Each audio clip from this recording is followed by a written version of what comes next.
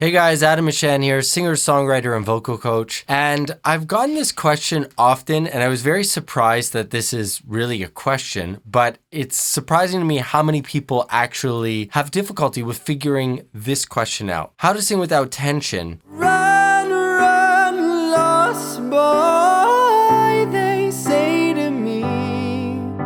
That is a big question, but for a lot of people, what is the most misunderstood is what tension is. I've created a few courses and I've worked with a bunch of students through those courses. And what a lot of students have difficulty with finding is what tension is in their voice. You know, I had one student who thought like you need to squeeze the neck in order to close the vocal cords. And so they're like, well, you say in this course to get cord closure, but then you say to stay nice and relaxed. Aren't those opposites? I kind of had to say, whoa, what are you saying is cord closure? And identify what exactly he was talking about and then make the correction. So what I want to do with you guys right now is go through different sources of strain and what that strain sounds like. And so for a lot of people, this is not as obvious as it might seem for me or for, somebody who might not be a beginner. But for a lot of beginners, this seems to be a very, very difficult topic to be able to find out. And it's important to be able to figure this out because it's the foundation that everything else lies on. So first, let's talk about the main culprit of strain, which is the neck. So the neck has all these exterior muscles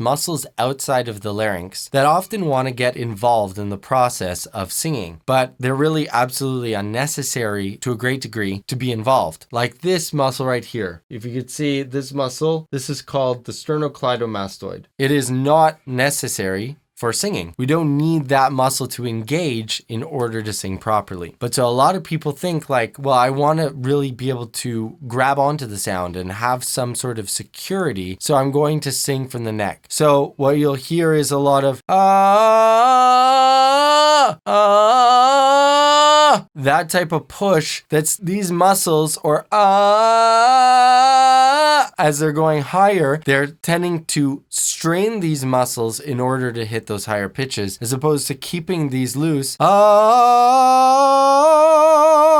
and finding a release up there. They're straining and pushing from these muscles.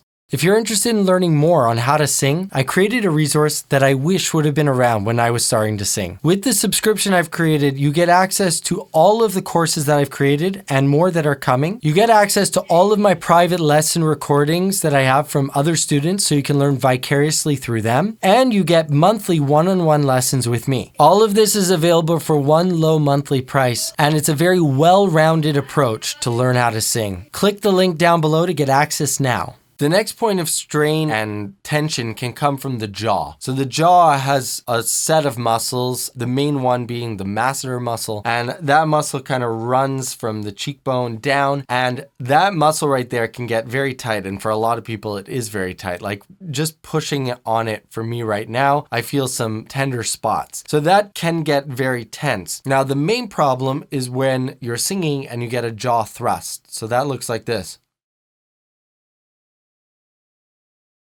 So the jaw is not meant to thrust forward as you're singing. So I had a student that he was singing, yeah, I'm free, free, free. And so that jaw kept on coming forward, free. And that held back and tightened the sound, made everything sound strangled. So you can hear that jutting forward of the jaw is not helping my sound. Rather, what we want to do is think of hinging the jaw back. So we want to go, ah. So you can see I go down and back, not The other way that the jaw can be a point of tension is if somebody's singing a song and they're not allowing their mouth to open properly, right? So a lot of people don't realize how open their mouth has to be until they actually look in a mirror and see what opening their mouth feels like and looks like and how ridiculous it feels. Then they start to realize, wow, that's how much I actually need to open it for singing. That's pretty crazy. So I get people that are like, yeah, I'm free, free. And their jaw is jutting forward and their mouth is closed. Free falling. There's no way you're going to be able to sing that note with the jaw that tight. You want to get free, free. You want to make sure that jaw, drops. Even on an E, specifically, we want to allow that jaw to drop. The next point of tension for a lot of people is the tongue and also the digastric muscle that is connected to it. So the tongue we see in our mouth is only a very small portion of the muscle that is actually the tongue. The base of the tongue sits right in here underneath your chin. And so if you put your finger under your chin, there is a muscle called the digastric muscle that if you go, you shouldn't feel it engage, no matter what note you are at in your range.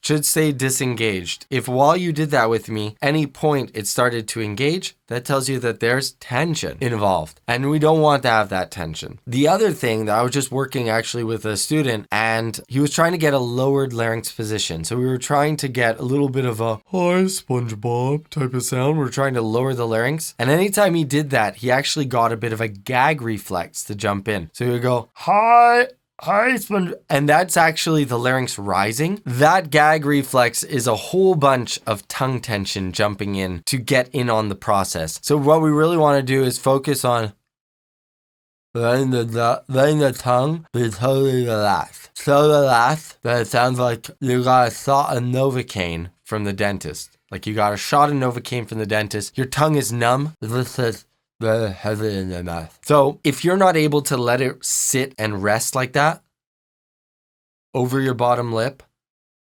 and not have it twitch and jump and try to like go into weird configurations, you know you're starting with a lot of tongue tension. So what tongue tension sounds like is something like, let's see if I can do this. I gotta engage my digastric. It's hard when you've been training your muscles to not do this, to start doing it. But like if I go, there, it's really engaging there.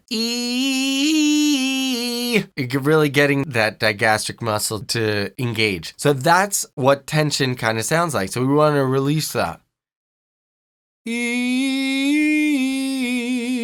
And what I do is I focus on relaxing my tongue. And then that muscle relaxes as well. Now with that mushy tongue,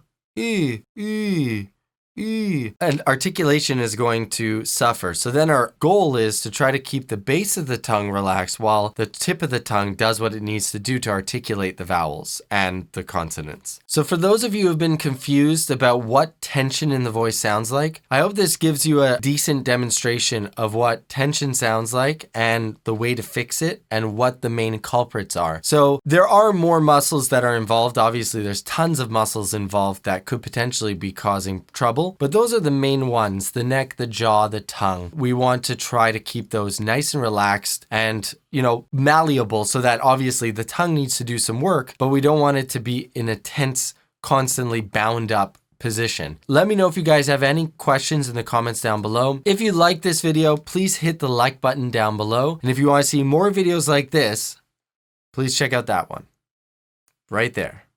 You're going to like it.